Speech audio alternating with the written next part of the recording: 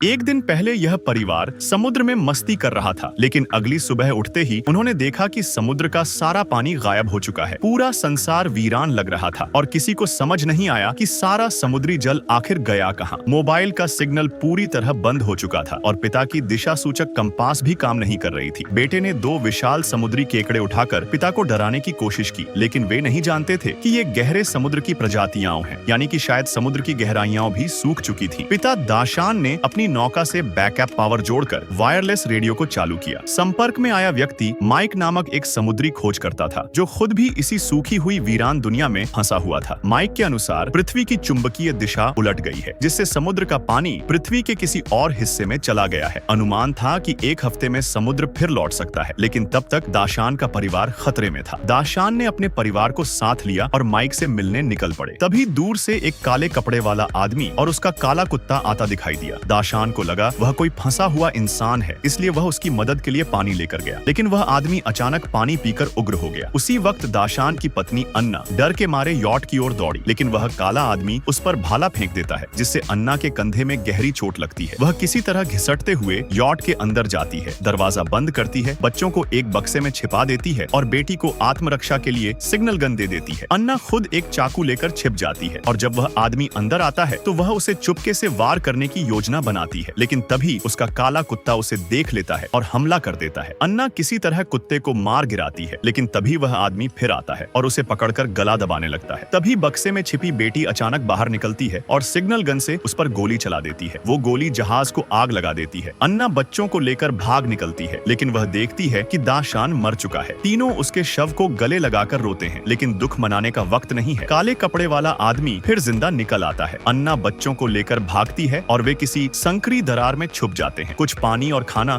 उनके पास था, जिससे वे कुछ दिन जीवित रह सकते थे, लेकिन बेटा कार अपने पिता के गम में टूट चुका था। वह कुछ नहीं खाता और चुपचाप आंसू पोंछता रहता है। अन्ना जानती थी कि उन्हें जीवित रहना ही होगा और वे फिर माइक की ओर यात्रा शुरू कर देते हैं, लेकिन वह आदमी उनका पीछा करता रहता है। रास्ते में उन्हें एक दुर्घटनाग्रस्त विमान का मलबा मिलता है। रात वहीं गुजारने का फैसला होता है। आधी रात को बेटी में शौच के लिए बाहर जाती है और वहीं वह आदमी फिर आ जाता है। अन्ना उसे देख लेती है और गुस्से में आकर बार बार उस पर चाकू से वार करती है। इस बार वह उसे पूरी तरह मार गिराती है। सुबह जब वे निकलने को होते हैं तो देखते हैं कि उसकी लाश खाली खोल बन चुकी है, जैसे किसी अजीब जीव ने उसे अंदर से खा लिया हो। अब उनका सफर और भी डरावना हो जाता है। बेटा प्यास में जहरीला पानी पी लेता है और उसकी हालत बिगड़ जाती है। अन्ना, जो मेडिकल स्टूडेंट थी, तुरंत उसे एक इंजेक्शन देती है और प्लास्टिक से एक अस्थायी छाया बना देती है। रात को उन्हें अजीब आवाजें आती हैं और एक विशाल काले केकड़ों का झुंड उनकी ओर बढ़ता है। वे पहाड़ पार करते हैं